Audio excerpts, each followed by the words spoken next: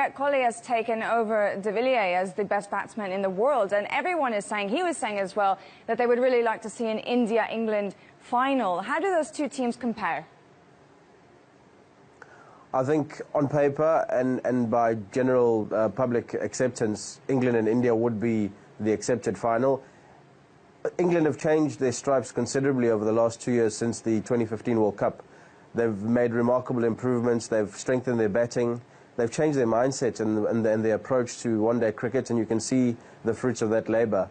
India, of course, have superstars all over with bat and ball, and it just depends on them who turns up on the day. If Virat Kohli is in the same mood that he was in against South Africa on Sunday, he's very difficult to stop, especially in a chase, and I think both teams prefer almost knowing what they're chasing and then gunning it down.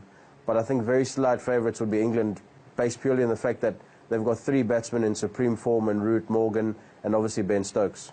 Well, talking about South Africa, you wrote a scathing assessment of their lack of answers after choking and losing against India. Do you think that there are quite a few players on borrowed time in that case?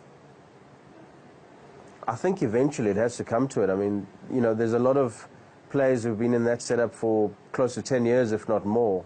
And, you know, for a team that's ranked #1 in the world, that has so many quality players all over the squad, when it comes to tournament time and they just can't seem to get it together, and now they seem to be getting further and further away from that, you've got to consider, you know, possibly looking another way, just like England did. You know, they dropped experienced players and said that you're just not suited to the style that we're going to try and go with now, and those decisions have been vindicated. So I think South Africa may be finally getting to the point now where they realize that you can't indulge certain players just because they're stars in one format.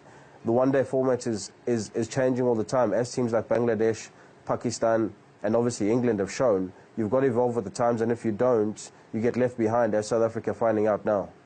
Well, Ngani, thank you very much, and I'm sure we'll speak to you very soon.